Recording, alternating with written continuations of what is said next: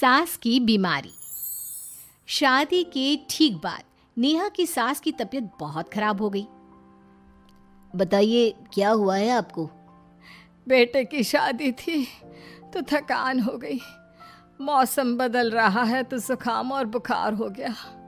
ऊपर से बहू के घर का खाना पता नहीं कैसा था कि पेट भी खराब हो गया। खाना तो बहुत बढ़िया था डॉक्टर साहब, सारे रिश्तेदार तारीफ कर रहे थे।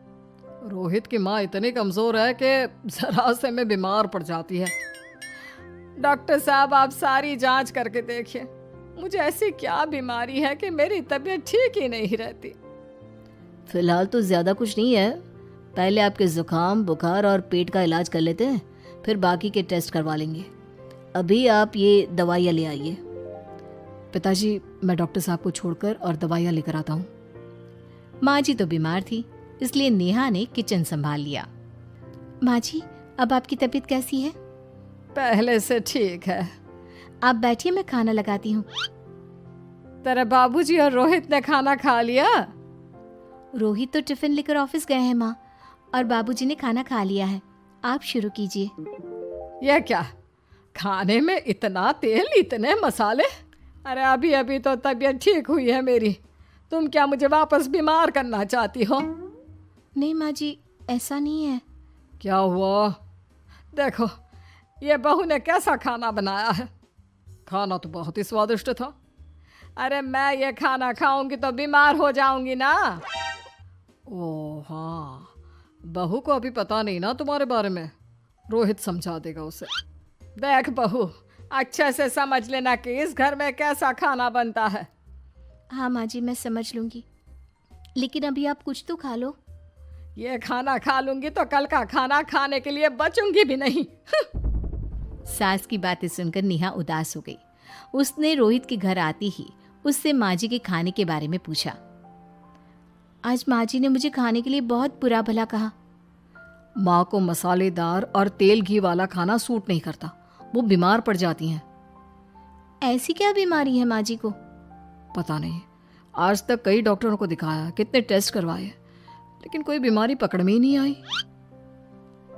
नेहा को कुछ समझ में तो नहीं आया, लेकिन उसने अपनी सास के हिसाब का खाना बनाना सीख लिया। माँ जी आज तो खाना ठीक है ना? खाना तो ठीक है, लेकिन ये मुआ रेडियो क्यों चल रहा है इतनी तेज आवाज में? वो माँ जी मैं अकेले काम करते करते बोर हो रही थी ना, तो टाइम पास करने के लिए चला दिया। तेरे इस टाइम पास के चक्कर में मेरा सर दर्द से फटने लगा है। तेज आवाज से मुझे माइग्रेन हो जाता है। सॉरी माँ जी, मुझे पता नहीं था। तुम्हें जब तक सब पता चलेगा तब तक मैं तो भगवान के पास ही पहुंच जाऊंगी। नहीं नहीं, ऐसा मत कहिए ना माँ जी। अब मैं कहीं भूख से ही ना मर जाऊं। खाना मेरे कमरे में रख दो। बेचारी नेहा, उस दिन उसे बहुत दुख हुआ। नेहा तुम रो क्यों रही हो? आज माँ जी ने मुझे बहुत बुरा भला कहा, मैं तो सिर्फ रेडियो सुन रही थी। ओहो, तुम माँ की बातों का बुरा मत मानो, उन्हें तेज आवाज से सर दर्द होने लगता है, दर्द की वजह से बोल दिया होगा कुछ। लेकिन मुझे तो ये सब पता ही नहीं था ना, इसलिए बाबूजी ने मुझे पहले ही फोन करके सब कुछ बता दिया, और मैं तुम्हारे लिए ये हेडफोन लाया हूँ। अब तुम अपने गाने भी सुन सकती हो और माँ को परेशानी भी नहीं होगी। ये सिर्फ एक बात का हाल है, लेकिन माँ को तो हर चीज से परेशानी है। अब क्या कर सकते हैं, माँ बीमार ही इतनी रहती है। लेकिन माँ को ऐसी कौन सी बीमारी है? तुम्हें बताया तो था, किसी भी डॉक्टर को माँ की बीमारी समझ में नहीं आ रही। अब तुम भी ये सब सोचना छोड़ दो, ये हेडफोन लो और अपने पसंद के गाने सुनो। रोहित के गिफ्ट से नेहा की एक परेशानी तो दूर हो गई, लेकिन उसके मन में कई सवाल खड़े हो गए। आज मैं देर से उठाऊं या तुम जल्दी उठ गई? वो माँ जी को कल रात भर सर दर्द हुआ ना, तो जल्दी उठकर उनकी जगह मैंने पूजा कर दी। अरे वाह, आछ, आछ, हे भगवान, ये किसकी करामत है? ये तो माँ जी की आवाज है। चलो चल के देखते हैं। क्या हुआ माँ? आछ, यह घर में गुलाब कौन लाया? मुझे नहीं पता, मैं तो अभी उठाऊं। माँ जी आप कल रात भर सो नहीं पाई, तो मैंने जल्दी उठकर पूजा पाठ किया। घर में फूल नहीं थे ना, तो मैं बाजार से गुलाब के फूल ले आई। नेहा, माँ को गुलाब के फूल की एलर्जी है। अब मुझे ये कैसे पता होगा? अच्छा, तुझे कुछ पता नहीं तो तू वही काम क्यों करती है जिससे मेरी तबीयत खराब हो जाए? रोहित के बाबूजी, ये बहू मेरी जान लेना चाहती है। माँ जी, मुझे ऐसा करके क्या मिलेगा? वो तो तुझे ही पता, लेकिन कुछ तो है। रोहित की माँ, बस करो। बेचारी बहू को कुछ पता ही नहीं है, बस इसलिए उससे गलती हो जाती है। जाओ तुम कमरे में। बहू, तुम रोहित की माँ का बुरा मत मानो। वो अपनी बीमारियों से इतनी परेशान है कि उल्टा सीधा बोल देती है। नहीं नहीं बाबूजी, मुझे बुरा नहीं लग रहा, मुझे चिंता हो रही है माँ जी की बीमारी की। ये बताइए कि माँ जी को ऐसी प्रॉब्लम्स कब से होने लगी? शादी के 6-7 महीने बाद से। बाबूजी, तब घर का माहौल कैसा था? अरे भरा पूरा परिवार था।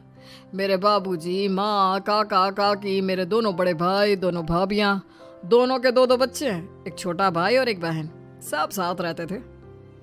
इतना बड़ा परिवार? हाँ, मैं जब 10 साल का हुआ ना, तब पापा का ट्रांसफर यहाँ हुआ। उसके पहले तक तो हमारी जॉइंट फैमिली ही थी। और माँ जी किस चीज़ से बीमार पड़ जाती हैं? जब तेज गर्मी हो, ठंड हो या ज्यादा बरसात हो जाए। जब माँ ज्यादा थक जाए, जैसे दिवाली पर घर की सफाई या कोई फंक्शन हो, या ज्यादा मेहमानों के आने से घर का काम बढ़ जाए। तेज म्यूजिक, तेज लाइट या ऐसे कोई तेज स्मेल आ जाए। तो माँ जी की ये बीमारी ठीक हो सकती है। कैसे? सब पता चल जाएगा। आप कल माँ जी की टेस्ट रिपोर्ट लेने जाने वाले हो ना? हाँ। तो सुनिए क्या करना है। अगले दिन रोहित माँ जी की रिपोर्ट्स लेकर आता है। माँ, बाबूजी, नेहा। अरे क्या हो गया रोहित? माँ जी की रिपोर्ट आ गई है। कुछ सीरियस है क्या? जिसका डर था वही हुआ। अरे गोल गोल बातें मत कर, सीधी तरफ बता बेटा, क्या हुआ है मुझे? माँ, आपकी किडनी, लिवर सब फेल हो गया है। आपका दिल भी कमज़ोर हो गया है। डॉक्टर ने कहा है कि आपके पास सिर्फ 1 महीना बचा है। ये क्या बक रहा है? ऐसा हो ही नहीं सकता। मुझे लग ही नहीं रहा कि मैं इतनी बीमार हूँ। लेकिन माँ जी, रिपोर्ट झूठी तो नहीं हो सकती ना? हाँ, माँ को 20 साल की उम्र से बीमारी लग गई थी, लेकिन कोई डॉक्टर पकड़ नहीं पाया और अब ये बीमारियाँ बहुत ज़्यादा बढ़ गई हैं। हाँ रोहित की माँ, तुम्हें याद है शादी के 6 महीने बाद से तुम बीमार रहने लगी थी। अरे लेकिन वो अलग था, मुझे ऐसे कोई बीमारी नहीं हो सकती। ये तुम कैसे कह सकती हो माँ? हाँ, तुम उस वक्त बीमार पड़ी थी ना, और अब डॉक्टर भी यही कह रहे हैं, तो सच ही तो होगा। और आप तभी से बीमारी तो रहती आई हैं। अरे लेकिन तब मैं बीमार थी ही नहीं। क्या मतलब? अरे तब मैं बीमारी का नाटक करती थी, मुझे कुछ नहीं हुआ था। ये क्या बोल रही हो? हाँ, घर में इतने सारे लोग थे और सबसे छोटी बहू मैं थी, तो सारा काम मुझे करना पड़ता, इसलिए काम से बचने के लिए मैं नाटक करने लगी। लेकिन आपको अभी भी वही बीमारियां होती है ना माँ? हाँ, अगर नाटक था तो ये प्रॉब्लम तुम्हें अभी क्यों होती है? इसका जवाब मैं देती हूँ।